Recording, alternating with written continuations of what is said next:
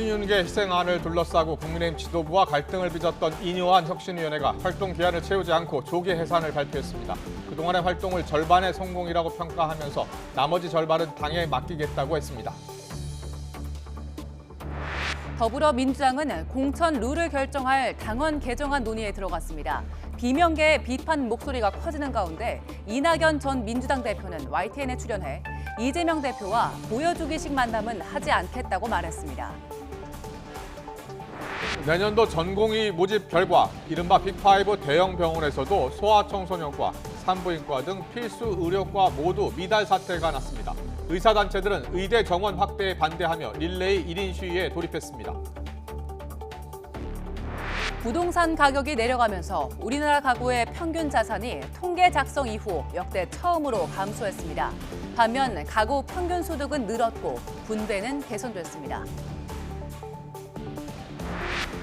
이른바 킬러 문항을 없앤 올해 대학 수학능력 시험의 모든 영역이 다 어려운 불수능으로 나타났습니다. 특히 국어는 역대 최고 난도였고 전과목 만점자는 단 한 명이었습니다. 공정거래위원회가 CJ 올리브영에 과징금 19억 원을 부과하고 법인 고발하기로 했습니다.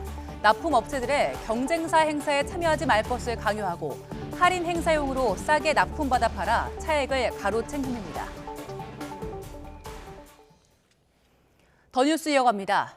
내년 상반기 전공의 모집 결과 이른바 빅5 병원에서도 소아청소년과와 산부인과 등 필수 과목 전공의를 채우지 못한 걸로 나타났습니다. 특히 지역의료 대책으로 비수도권 지역의 전공의 수를 더 늘려주자 지방에서도 미달 사태가 벌어졌습니다.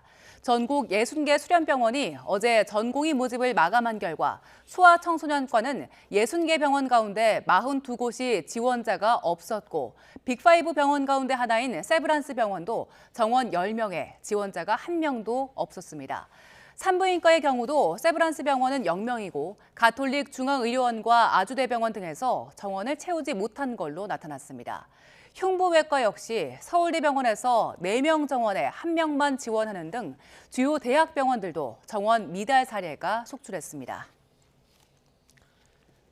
영유아들이 사용하는 식판을 외부 업체에 맡겨 설거지하고 배송받는 유치원과 어린이집이 늘고 있는데요. 업체 위생 상태가 엉망이란 민원이 접수됐지만 어찌된 일인지 현장 점검은 이루어지지 못하고 있습니다. 위생관리 사각지대에 놓인 외부 식판 세척업체의 현실을 이상곤 기자가 보도합니다. 대전에서 유치원과 어린이집에서 사용한 유아용 식판을 설거지에 배달해주는 업체입니다. 고압 세척기 아랫부분을 하얀 장갑으로 닦아내자 시커먼 이물질이 묻어나옵니다. 식판을 담가둔 곳 주변으로는 음식물 찌꺼기가 가득하고 벽과 바닥은 곳곳이 검은색으로 변했습니다. 여기서 일하던 A씨는 위생적이지 않은 세척 환경에 실망해 일을 그만뒀다고 말했습니다. 또 같이 일하시는 분한테 물어봤더니 아무래도 곰팡이가 굳은 게 아닌가? 이렇게 말씀하시고 이 아이들한테는 큰 질병으로 나오시지 않을까 해서 충격을 너무 먹었고 A씨가 국민신문고를 통해 제기한 민원은 식품의약품안전처를 거쳐 유성구청에 접수됐습니다.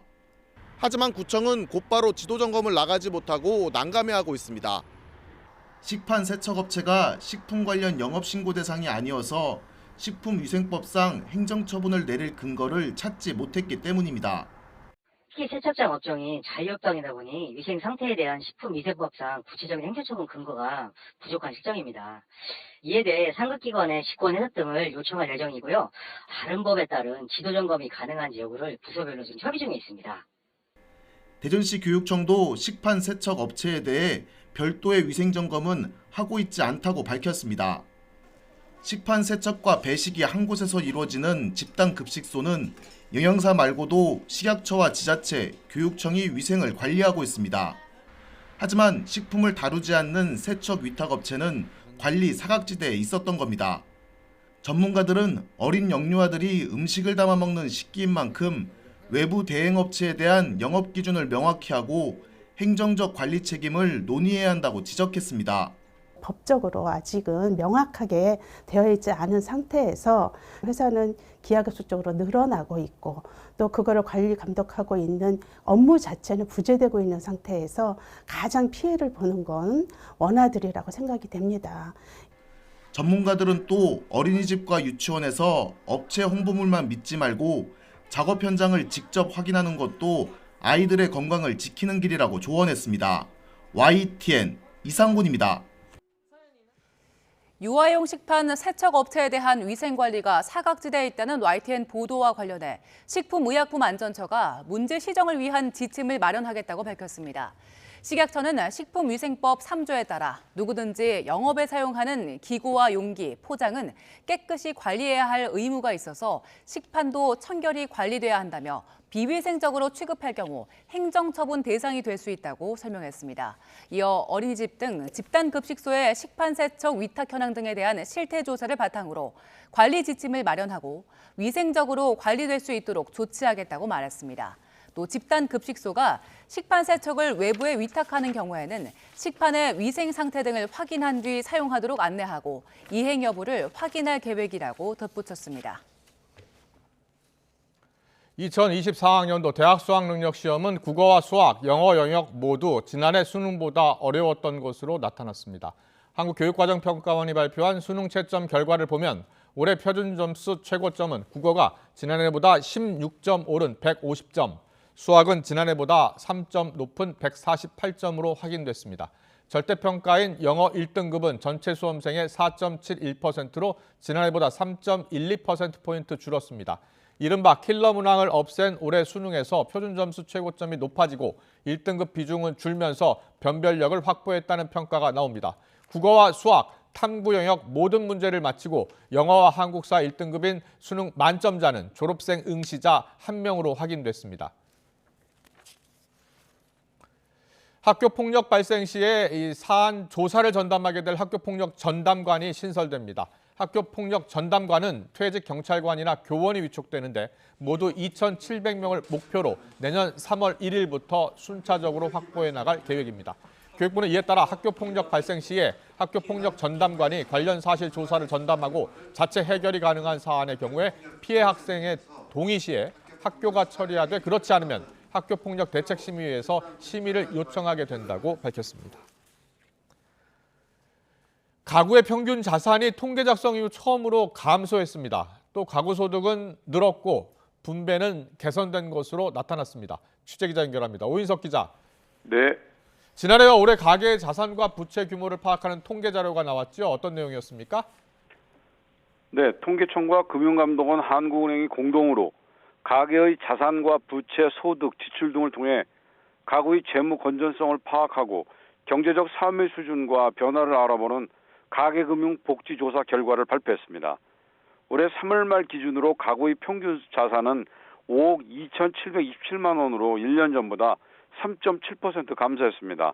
가구 평균 자산이 줄어든 것은 관련 통계를 작성한 2012년 이후 처음입니다. 부동산 가격 하락으로 실물 자산이 크게 감소한 게 주요 요인이라고 통계청은 설명했습니다. 금융자산은 24%인 1억 2,500만 원, 부동산 등 실물 자산은 76%인 4억 원이었습니다.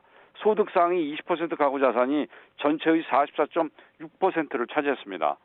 가구의 평균 부채는 금융 부채가 줄었지만 임대 보증금이 늘며 1년 전보다 0.2% 증가한 9,186만 원으로 나타났습니다.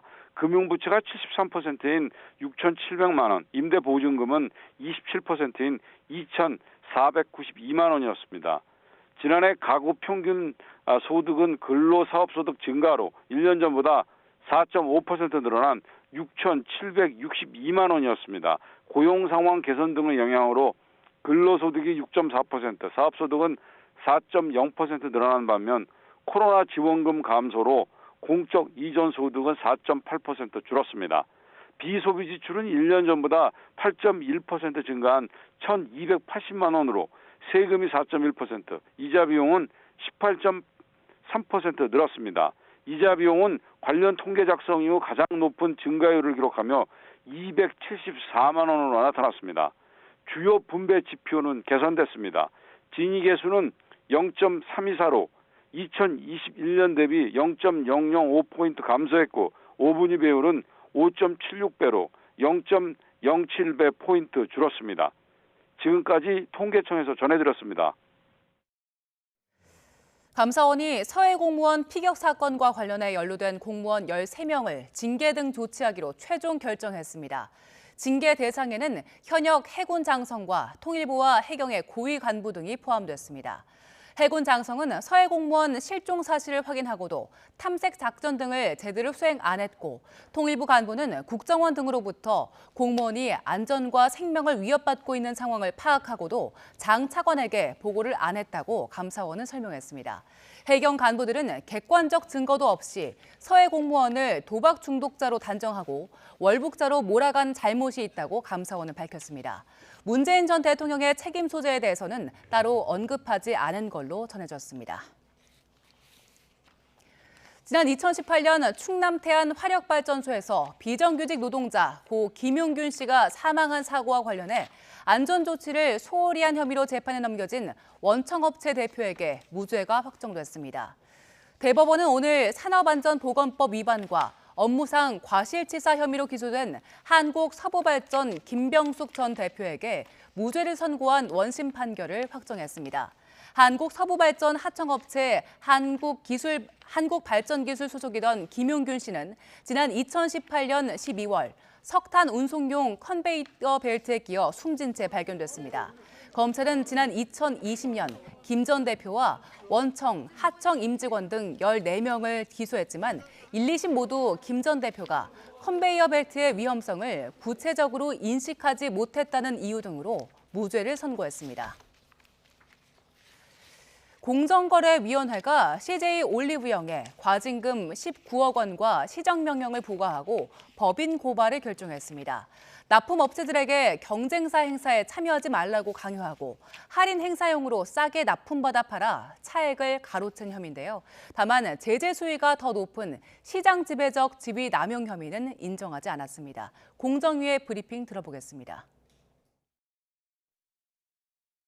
공정거래위원회는 CJ 올리브영의 납품업체들에 대한 행사 독점 강요, 판촉 행사 기간 중 인하된 납품 가격을 행사 후 정상 납품 가격으로 환원해 주지 않은 행위, 정보 처리비 부당 수취 행위에 대해 시정명령 및 과징금 18억 9,600만 원을 부과하고 법인 고발을 결정하였습니다. 현 단계에서 CJ 올리브영이 시장 지배적 사업자인지가 불확실하다고 판단하였습니다.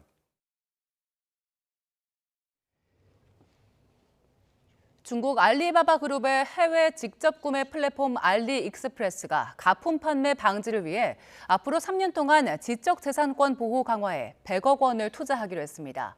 알리익스프레스는 이번 달부터 지적재산권 강화 프로그램을 실시하고 인공지능 기반 검증 시스템을 도입해서 가품 판별에 나설 계획입니다. 또 구매 상품이 가품일 경우 증빙 서류 없이 90일 안에 100% 환불한다는 방침입니다.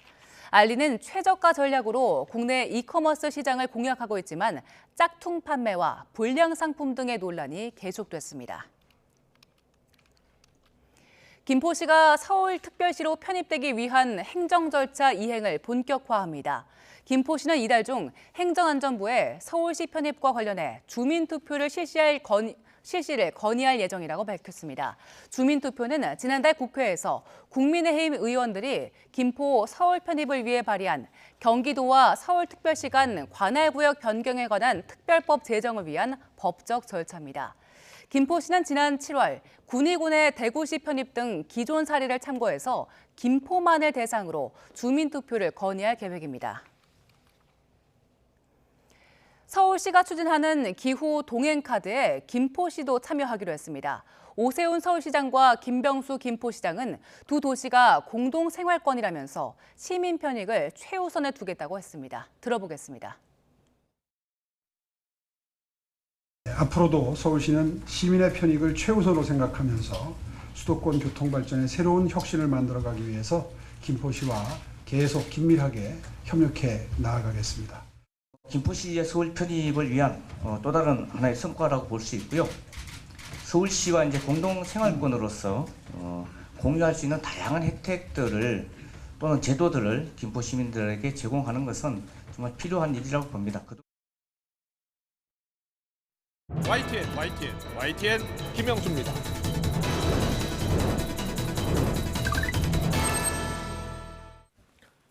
서울 강서구청장 보궐선거 패배 이후 출범한 국민의힘 혁신위원회가 오늘 활동 종료를 선언했습니다. 10월 26일 출범, 오는 24일까지 활동할 예정이었지만 조기 해산을 결정한 겁니다. 인효한 위원장은 50%는 성공했다고 생각한다면서 나머지 50%는 당에 맡기고 기대할 것이다, 기다리겠다라고 했는데요. 김기현 대표에게는 감사하다면서 정치가 얼마나 험난한지 알 기회를 줬다라면서 뼈있는 한마디를 남겼습니다. 전날 17분 동안 진행된 짧은 회동 때도 두 사람은 평행선을 달렸습니다. 인 위원장은 윤석열 정부가 성공하기 위해선 국민의 신뢰 회복이 가장 중요하고 책임 있는 분들의 희생이 우선해야 한다는 생각에 변함이 없다라고 했고, 김기현 대표는 혁신 성공을 위한 충정에 공감한다면서 지도부의 혁신 의지를 믿고 맡겨달라면서 기존 입장을 되풀이했습니다. 지난 10월 말 혁신위원장 임명 이후 아내와 자식 빼고 다 바꿔야 한다, 대통령에게도 거침없이 말하겠다면서 광폭 행보에 나섰던 인효한 위원장의 혁신은 결국 당 지도부의 높은 벽을 넘지 못하고 활동을 끝내게 됐습니다. 인 위원장의 오늘 발언과 당 지도부의 입장 듣고 더 정치 시작하겠습니다. 50%는 성공했다고 생각합니다. 나머지 50%는 맡기고 당에 맡기고 기대를 하면서 조금 더 기다리겠습니다. 김기현 대표님께 감사하다는 말씀 드리고 싶습니다. 혁신위원장을 맡게 되는 이런 기회를 주시고, 또 정치가 얼마나 험난하고 어려운지 또 알아볼 수 있는 그런 기회를 주셔서 많이 배우고 나갑니다. 혁신이가 당을 위해서 보여줬던 여러 안들은 그게 시간이 되면 지금 뿌려진 씨앗들이 땅 속에 묻혀 있는 것 같지만 적정한 때가 되면 싹을 틔우고 꽃이 돼서 여러분들 앞에 나타날 거예요. 그 결과를 보고 얘기하는 게 맞다라고 생각하는 게 당 지도부의 계속된 입장입니다. 네, 오늘의 전국 현안 짚어보겠습니다. 신성범 전 국민의힘 의원, 신경민 전 민주당 의원 나와 계십니다. 어서 오십시오. 안녕하세요. 네, 안녕하세요. 안녕하십니까? 네. 예, 인효한 혁신이 원래 이달 말 24일까지 활동을 하게 돼 있었는데 조기 종료했습니다. 인효한 위원장이 50%는 성공했다라고 생각한다라고 했는데 두 분은 어떻게 보시는지요? 50%는 성공한 것 같습니까? 성공했죠. 이게 우선 대부분의 언론에서 조급하게 판단을 내리려 그런다. 다시 말하면 네.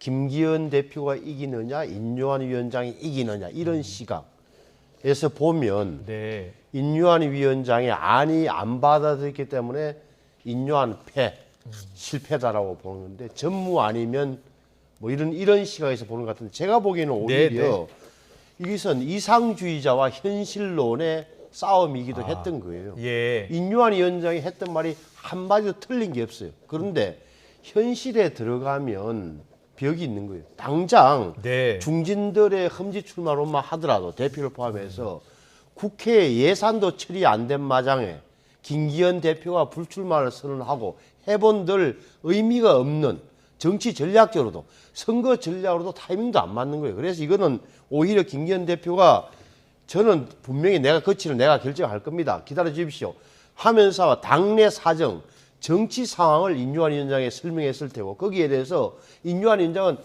그렇게 반박을 못했을 거예요. 그래서 정치의 험난함 이야기를 나오는 거예요. 따라서 제가 보기에는 적어도 국민의힘이 이렇게 나가야 되는 방향은 인효한 위원장의 혁신위가 자기 제시된 거예요.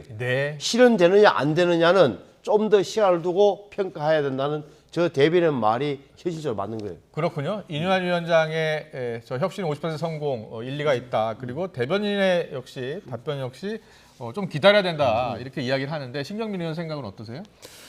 김기현 체제의 와해를 막는 큰 성공을 거둔 거죠. 그렇게 보십니까? 시간 끌기라고 본인들도 혁신위원들도 그렇게 평가를 했고, 예. 그건 뭐 제가 평가한 게 아니고 그쪽에서 나온 얘기니까 맞을 거예요. 그러니까 시간 끌기, 와해 방지, 뭐 이건 성공했으니까 그게 몇십 %는 모르겠지만은 50%는 너무 후하게 준 거고요. 네. 뭐 하여튼 과락 수준 뭐 그 정도는 성공한 거 아닌가 싶어요. 그런데 예. 만약에 진짜 싹을 피운다, 뭐 네. 저 표현 지금 씨앗은 안 보인다라고 그러면은 적어도 중진하고 지도부는 지금 일단 발로 걷어찬 거 아니겠어요? 예. 그러면은 이번에 이제 개각이 있었고 뭐 그러니까 용산이나 강요들이 네. 양지로 가는 이런 분위기는 안 나오는 게 맞을 겁니다. 그러니까 씨앗도 제대로 뿌리지 못하고 네. 일단 툭 던진 걸 발로 탁 걷어찬 그런 형국이기 때문에 용산이나 강요 출신들이 옷을 벗고 나오면서 네네.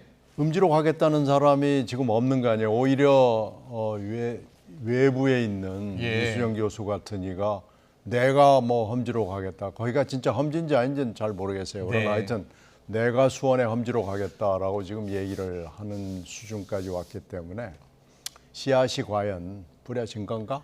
그건 그렇군요. 뭐 좀 있으면 알겠지만 네, 알겠습니다. 저는 좀 씨앗은 어디 지금 장롱 속에 들어가 있을 겁니다. 근데 처음부터 예. 김기현 대표 체제 와해 비대위의 출발 그것이 마치 혁신이냐 했던 것은 일부 언론의 해석과 욕구가 반영된 거예요. 그러니까 네. 김기현 대표 체제가 굉장히 취약하고 저 김기현 대표로 선거를 총선을 치르게 된 의아심은 남아 있지만 예. 의심은 남아 있지만 그렇다고 해서 비대위 미래가 담보되지 않는 불확실성이 있는 비대위로 가기에는 당 전체가 결정을 못하는 상황이고 대통령도 마찬가지였단 말이에요. 우물에서 숭늉을 찾는 격이다라는 표현을 하던데요. 그렇다면 다음 주 출범하는 공천관리위원회에서는 적극적으로 수용할 것으로 보세요? 저는 그러니까 예. 저는 김기현 대표가 결국은 울산 불출마를 선언할 거다라고 보는 거예요. 예. 그렇게 안 하면 장재원 의원도 마찬가지고 그렇게 안 되면 다시 한번 원점으로 돌아가서 이 혁신위의 존재 이유를 다시 한번 의심받게 될 테고 네. 그 수없이 그동안에 인유한 의원의 활동을 의해 당이 나아갈 방향이 제시됐는데 인유한 혁신위의 혁신안이 현실화되지 않는다 치자. 네네. 공천관리위원회 그렇게 되면 굉장히 지지율이 하락하고 아. 다시 한번 그렇게 되면 김기현 대표 체제가 위험하기 때문에 현실적으로 보면 김기현 대표도 불출마 대표적 유지 그리고 한동훈 원희룡 전 장관의 예. 전진 배치 이런 식으로 선거 구도가 짜여질 거란 말이에요. 예. 알겠습니다. 다음 주에나 그리고 그 다음 주에 어떤 일이 벌어지는지 좀 지켜보고요. 신현민 의원님, 김기현 대표가 불출마할 것으로 이제 예상을 하고 계세요. 그리고 장재원 의원도 역시 뭐 험지 출마 이야기 하지 않을까라는 이야기를 하고 계신데 그럴 가능성이 있다고 보세요? 조금은 있겠죠. 그러나 예. 높진 않을 거고요. 다만 김기현 대표는 총선을 뭐 선도에서 뭐 지휘를 하거나 이런 건 뭐 이미 틀렸고요. 김기현 체제로 총선을 간다는 건 국힘당 내부에서도 아무도 동의하지 않기 때문에 예. 다만 대표는 유지하되 총선에는 깊이 관여할 수 없는 그리고 네네. 아마 자기 지분을 조금 챙기는 정도 아. 호족의 한 사람으로서 공천의 지분 정도를 조금 챙길 수 있는 그런 정도 지위는 유지할 것이고요. 지금 김기현 대표의 정치적 위상이랄까 욕심이랄까 앞으로 희망은 총선을 치르는 대표 그리고 총선에서 가급적이면 승리할 수 있는 대표로서 기록되는 것 네. 이걸로 보여요. 그래서 대표를 물러나거나 이러는 것은 안 하겠지만 하여튼 의원직은 뭐 출마 이런 것은 버릴 수 있죠. 네. 그건 가능하겠죠. 그러나 어차피 전면에 나서는 대표 이건 이미 틀렸습니다. 그 친윤 중진 그리고 당 지도부의 험지 출마 불출마 그 희생안이요. 그게 이제 당 지도부에서 결정할 수 있는 사안이 아니다라는 게 이제 국민의힘 지도부가 계속 강조하고 있는 것이고 그래서 다음 주 출범하는 공천관리위원회에서 과연 이것을 수용할 것인가 그것도 관심이에요? 공천관리위원회는 일부 수용하겠죠. 어떤 분이 오느냐에 따라서 그분이 대가 세고 네. 개혁적 이미지를 국민에 주기 위해서는 그렇게 갈 수밖에 없는 상황이기 때문에 예. 그것이 이제 어느 정도 그분이 누가 될지 모르지만 예. 공천관리위원장으로서의 큰 역할을 하느냐가 중요한데 네. 지금 국힘당 내부 분위기는 여의도에서 들려오는 얘기로는 지지난번 공관위원장 같은 사람만 아니면 좋겠다는 얘기를 누구였죠? 지금 하는 거예요. 예. 지난번에는 김영호 전 국회의장이었습니다. 예, 그랬군요. 그래서 그런 분만 아니면 좋겠다라는 희망 사항들이 돌아다니고 있습니다. 알겠습니다. 아니, 공관위원장 얘기도 나오나요? 아니 예. 이게 공정관리위원회에서 하면 진짜 시작됐다. 그러는 순간 어느 시점에서 김기현 대표가 불출마 선언하고 네. 장제원 의원도 불출마 선언을 하게 되면 아. 이 흐름이 다시 한번 타는 거란 말이에요. 지금은 예. 제가 보기에는 김기현 대표가 인요한 위원장을 이렇게 설득해서 가능성이 높아요. 모든 게 타이밍이 있는 건데 지금 내가 불출마한들 어떤 정치적 의미가 있겠습니까? 야당의 예. 전략도 안 나와 있는데 수를 봐서 정치 상황을 봐서 내가 결정하겠다. 적절한 타이밍에 극대화시키는 시점에 이렇게 설득했을 거다. 그러면 네. 공천관리위원회가 만들어지면 이 흐름으로 가는 거예요. 그렇게 되면 지금 김기현 대표 뒤에 줄 서서 숨어있던 중진 용태론이 한 번 더 분출되는 거예요. 공천관리위원회 차원에서. 알겠습니다. 한동훈 법무부 장관이 어제 국회에 왔습니다. 보통 이제 법사위 회의장으로 가야 하는데 어제 국민의힘 의총장에 갔어요. 뭐라고 했는지 듣고 오겠습니다. 안녕하십니까. 법무부 장관 한동훈입니다. 국민의힘 의원님들을 모시고 대한민국의 미래를 대비하는 정책을 논의할 수 있어서 참 좋습니다. 우리 정부와 국민의힘의 한 가지 공통점이 있다고 생각합니다. 우리는 미래를 정교하게 대비하는 사람들이고 국가와 국민에 대한 강한 책임감을 가진 사람들입니다. 한동훈 장관이 여당 정책의원총회에 참석한 건데 어떻게 보셨어요? 이런 경우가 있었나요? 간혹 오죠. 아, 그래요? 정책의총이라는 이름 하에 현직 장관들을 불러서 이야기 듣고 문답하고 예. 이런 건데 어떻게 보면 이거는 약간 신고식 느낌이에요. 신고식. 신고식이요? 신고식이잖아요. 그러니까 한동훈 장관이 적어도 발언대에서 법사위 발언대에서 본회의장에서 예결특위 회의장에서는 발언했지만 의총에 와서 약간 따뜻한 신고식을 받았다. 말 중에 재밌는 게 우리는 우리 정부와 국민의힘 사이에는 한 가지 공통점이 있다. 우리는 우리는 이 부분이 제 느낌이 또 오더라고요. 그러니까 이것은 자기 나름대로 이제 말을 준비한 거잖아요. 그러니까 나는 정부 강요지만 또 여당과는 공통점이 있다. 조심스럽지 않은 우리는이라는 표현으로 나름 한 팀이다, 한 편이다라고 신고식을 쉬운 말로 세게 하고 간 거죠. 신고식을 했다. 신고시다 표현하셨네요. 신경민 의원께서는요? 뭐 예상했던 대로예요. 네. 근데 상당히 정교하게 멘트를 준비해가지고 온 거고요. 물론 이제 여당 그 의총에 현직 장관들이 오는 경우가 뭐 있습니다. 아, 그렇군요. 네, 민주당이 여당일 때도 뭐 그런 일이 있어요.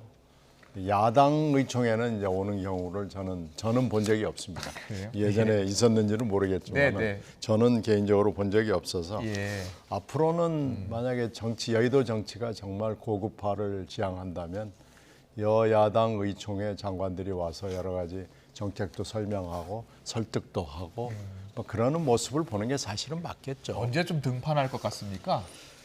곧 하겠죠. 아마 원포인트 개각을 해가지고 한동훈 장관을 확 띄우고 난 뒤에 그 다음에 하려고 지금 계획을 세우고 있기 때문에 1월 11일이라는 시한을 지킬 이유는 없고요. 뭐 길이를 택해가지고 길이요? 네, 원포인트 개각을 해서 한동훈 띄우기를 한껏 한 뒤에 그 뒤에 이제 뭐 그 다음에 이제 갈 길을 정하겠죠. 비례로 가냐, 지역으로 가냐. 지역은 뭐 험지로 가지는 않을 거고요. 틀림없이 편한 길로 비단길, 꽃길로 인도를 하겠죠. 네, 신상무 의원, 저기 당내에서는 언제쯤 등판할 것을 보고 있어요? 저는 뭐 정보랄까 소식은 없는데 제 느낌을 이야기하면 변수는 쌍특검이에요. 쌍특검과 세계의 국정조사 요구, 야당의 요구에 대해서 어차피 특검 문제 이런 것도 법률적으로 대통령을 자문하고 뭐 전략을 짠다 그럴까 대응을 논의하는 것은 한동훈 장관이 될 수밖에 없는 처지예요 이게. 그렇다면 제가 대통령이라고 해도 대통령 참모들이라고 해도 장관을 거기에 야당에서 만약 쌍특검을 강제로 강행으로 처리한 이후에 어떻게 대응할 것인지에 대해서는 한동훈 장관과 협의 또는 상의하는 게 지극히 당연한 코스일 테고 그 절차가 마무리되고 나서 한동훈의 등판의 효과가 가장 극대화되는 시점을 따질 거 아니냐. 이달 말에 상특검 처리한다는 거 아니에요? 이달 말, 다음 달 초, 내년 1월 초가 되겠죠. 예. 알겠습니다. 민주당 상황으로 가보겠습니다. 이낙연 전 대표가 일단 연일 창당 가능성도 언급을 하고 있고요. 오늘 YTN에 출연을 했습니다. YTN에 출연해서 양당의 폭주에 대한민국을 맡기다가는 크게 낭패를 당할 수 있다라는 말을 했는데 어떤 말을 했는지 듣고 정성호 의원 발언까지 같이 듣고 오겠습니다. 양당이 좋다는 분을 뺏어가자는 것이 아니라 마음 둘 곳을 잃어버린 국민들께 마음 둘 곳을 하나 제시해 드려보자. 이런 모색은 충분히 의미가 있다고 생각합니다. 그리고 제가 그런 모색에 어떤 도움을 드릴 수 있을 것인가 하는 것은 아직은 제가 말씀하지 못하고 있습니다. 그러나 마냥 시간을 끌고 연기를 피울 수는 없다고 생각합니다. 총선 승리를 위해서 어떻게 해야 되는지 그런 방법론의 차이 때문에 여러 가지 지적을 하시고 비판하고 있지만 민주당을 분열시켜갖고 총선을 패배하게 만드는 그런 선택은 절대 하지 않을 거라고 저는 생각하고 있습니다. 이재명 대표의 확고한 원칙은 어떻게든 당을 통합해갖고 총선에서 승리해야 된다는 게 분명한 원칙입니다. 내년 총선 승리를 위해서 민주당이 갖고 있는 모든 역량을 결집시켜야 된다고 하는 데는 다 동감할 겁니다. 이재명 대표가 연일 당내 통합을 지금 강조하고 있는데 이낙연 전 대표가 오늘 마냥 시간을 끌고 연기를 피울 수는 없다라는 발언을 해서 신당 창당이 임박한 것 아니야? 탈당 가능성도 높아지는 것 아니야? 이런 관측이 나오거든요. 네, 하여튼 이 문제는 이재명 대표가 어떻게 당을 운영하고 본인의 그 처신을 어떻게 하느냐에 달려 있습니다. 최근에 있었던 이낙연 전 대표 제명 청원, 그것도 기가 막힌데 이걸 사흘 동안이나 방치한 것도 정말 어처구니가 없는 일이에요. 그리고 이제 일단 그 제명 청원은 게시판에서 삭제하기로 했다면서요? 삭제했는데 사흘 동안이나 방치가 돼서 이게 2만 명을 훌쩍 넘겼습니다. 그러니까 이건 좀 너무 지나친 거 아니에요. 이걸 보고 또 표현의 자유라고 뭐 이렇게 설명을 해요. 납득할 수 없는 거고요. 도덕성, 당의 도덕성 문제하고 당내 민주화 문제를 그렇게 줄창 외쳐왔는데 이거 메아리가 없어요. 이거 인요한 혁신이보다 더 메아리가 없어요. 인요한 혁신이는 그래도 말이라도 하잖아요. 이게 말이 되는 거냐 안 되는 거냐. 그런데 이건 아무 메아리가 없습니다. 지금 170명에 육박하는 당내에서도 아무 얘기가 없습니다. 이것은 괴이한 침묵이에요. 이재명 대표도 대표지만 당내 그 많은 현역 의원들이 아무 메아리가 없다는 것은 이건 지금 당이 잘못 가고 있다는 것이고 어떤 목소리가 나왔어야 한다고 보시는 거예요? 아니 도덕성 문제에 대해서도 11월 30일에 김용 재판 1심 선고가 그 정도 나왔으면은 이건 이재명 대표의 사법 리스크, 그중에서도 재판 리스크가 간단치 않구나. 상당히 치명상을 입을 수도 있겠구나라는 얘기 정도를 하는 겁니다. 그러면 11월 30일 날 그 선고를 보고 또 김인섭 재판이 1월 중순이면 나오게 돼 있습니다. 지금 구형이 곧 있습니다. 뭘 다 대장동 관련 대장동, 백현동, 뭐 선거법 그리고 김용의 돈봉투까지 그건 호남을 향해서 살포한 거거든요. 이건 대선 자금하고도 연결이 되고 그래서 이 두 개의 재판 리스크가 하나는 이미 현실화됐고 하나는 곧 온다 그러면은 이건 간단치 않은 지금 사태고요. 수사 리스크도 계속 지금 커지고 있습니다. 구속영장 기각이 9월 말에 있은 이후에 수사 리스크가 이미 해소가 됐다고 보는 사람들이 이건 착각이구나라는 것이 지금 작금에 벌어지고 있는 일이거든요. 이 정도 되면 도덕성 문제에 대해서 당내에서도 이건 이제 재판 리스크는 천천히 가지만 확실합니다. 정치적인 것은 빨리빨리 가지만 가변적이잖아요. 그러나 재판 리스크는 천천히 가면서 확실하게 사람을 옥죄는 게 있거든요. 거기다 수사 리스크는 속도가 조금 빠르면서도 이것도 옥죄는 겁니다. 이거에 대해서는 당내에서 뭔가 얘기가 있어야 되고 특히 공천과 관련된 당내 민주화 문제에서 지금 각 지역구에서 벌어지고 있는 일, 특히 민주당이 우세한 지역에서 벌어지고 있는 일은 정말 가관입니다. 그러니까 이렇게 가서는 안 된다는 것을 당내에서 특히 현역 의원들을 중심으로 해서 여러 가지 얘기가 나와야 되는데 이건 괴이한 침묵입니다. 당내가 이렇게 가서는 안 된다는 얘기를 지금 이낙연 대표 등등 지금 뭐 여러 사람들이 얘기를 하고 있는 건데요. 이거에 대해서 이재명 대표가 답을 해야 됩니다. 이재명 대표가 이낙연 전 대표가 원하는 답을 하지 않거나 말씀하시는 그 침묵이 계속된다면 신당을 만들 가능성은 더 커지는 겁니까? 아니 그 신당 얘기로 자꾸 가는데 이건 이제 가만히 있을 수가 없는 상황으로 갈 수 있는 거죠. 그렇게 되면 하여튼 이재명 대표가 뭔가 지금 액션을 보여야 되고 조치를 취할 건 조치를 취해야 되고 본인이 진퇴를 결정할 상황까지 간다 그러면은 그걸 해줘야죠.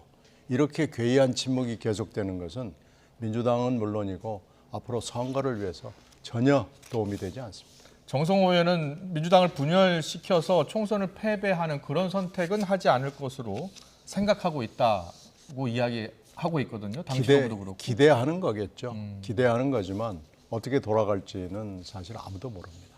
네, 그 선택이라고 해야 되나요? 이낙연 전 대표가 결심하고 선택하는 시기는 언제가 될 것으로 보세요? 그건 이 대표한테 직접 물어보시죠. 그 말씀 잘 안 해주셔가지고. 저도 잘 모르겠습니다. 알겠습니다. 자, 회동 가능성과 관련해서요. 오늘 YTN 출연해서 명락회동 가능성 물어봤더니 이낙연 전 대표가 사진 한 장 찍고 단합하는 것처럼 보이는 것은 의미가 없다라고 했어요. 그 말은 다시 말해서 이재명 대표가 좀 더 현실적인 이야기, 대책도 내놓고 그렇죠. 답을 줘야 된다는 겁니까? 그렇죠. 뭔가 뭘 가지고 만나야죠. 지난 6월 말 귀국 이후에 뭐 자꾸 만나자 그래가지고 8월 달에 성사가 됐는데 그때도 어젠다를 좀 논의를 하자고 그랬는데 어젠다 논의를 안 하고 막걸리 먹을 거냐 말 거냐만 가지고 시간을 소비했습니다. 예. 그러니까 그래가지고 뭐 만났는데 아무 얘기가 없었어요. 근데 이제 사진 찍고 브리핑만 근사하게 했어요. 근데 실제로 그날 배석했던 사람들이나 본인들한테 들어보면은 거의 다 이낙연 전 대표가 얘기를 하고 이재명 대표는 거의 말을 하지 않았다는 거예요. 그러니까 이렇게 사진 한 장 내지는 근사한 브리핑을 위한 만남은 아무한테도 도움이 안 되고 선거에도 도움이 안 되고 이런 만남을 다시 되풀이하는 것은 의미가 없다고 보는 겁니다. 예, 결국은 키는 이재명 대표가 쥐고 있다는 거네요. 그렇죠. 예, 알겠습니다. 신성범 의원께서는 어떻게 보세요? 이낙연 전 대표가 어떤 선택할 것 같고 이재명 대표는 어떻게 대처할 것 같습니까? 이재명 대표가 급한 것은 이재명 대표죠.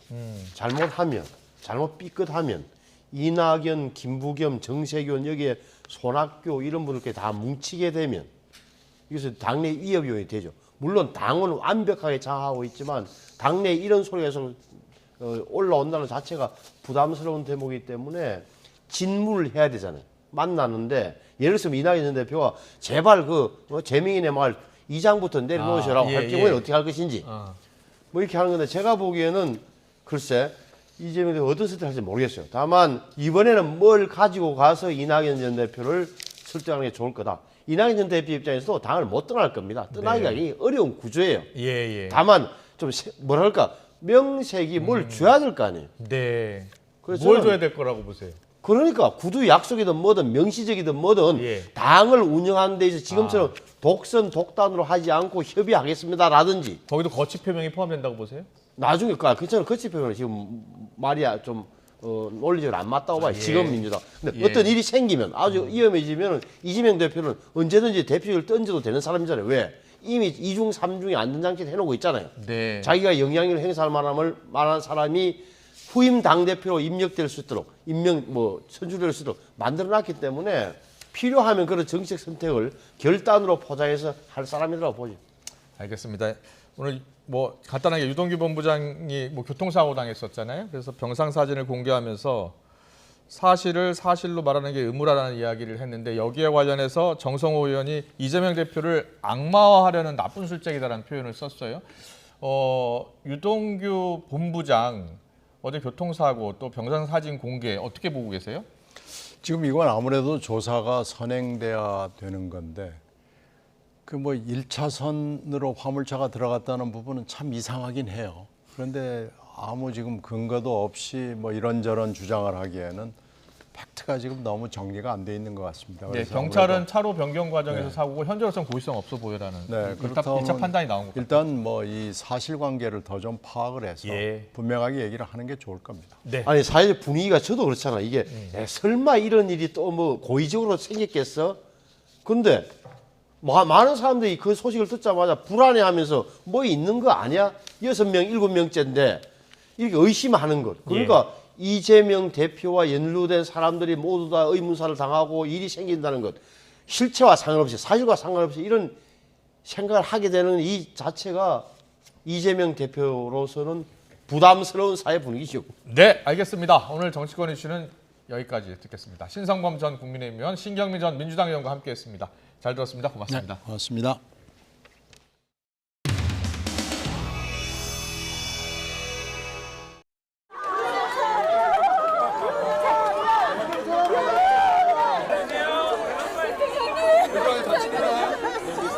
엑스포 유치했을 때보다 더 발전시키겠습니다.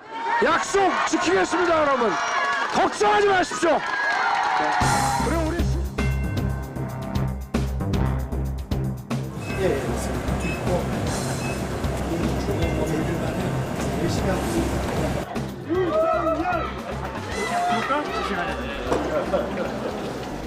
진짜 맛있네, 진맛집이네. 떡볶이 떡이 이렇게 꽁꽁 쏘는 거 아니야? 어렵고.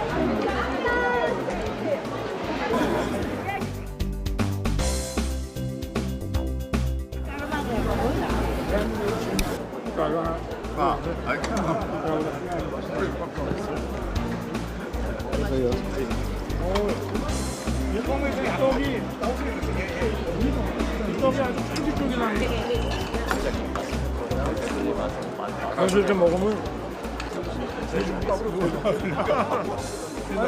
네네. 우리 윤석기 의원님 좀 보세요.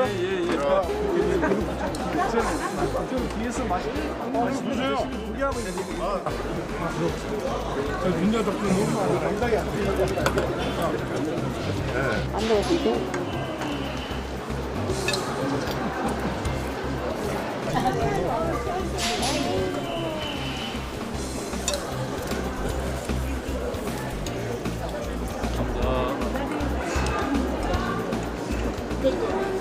맛있습니까? 엄청 맛있습니다. 기업인들 격려하는 자리입니다. 기업인들하고 한 커프만 딱 원하고 있어가지고 그거 하나만 딱 찍어놓으면 가겠다. 그 앞에서 떡볶이 하나 다 들고요. 선생님 잘 먹겠습니다. 네, 맛있게 드세요. 맛있게 드세요.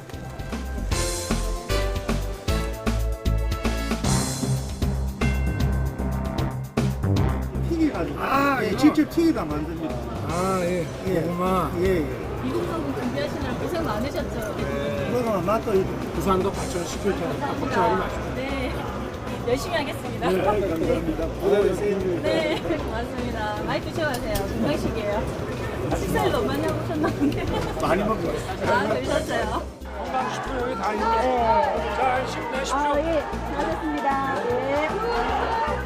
윤석열! 윤석열!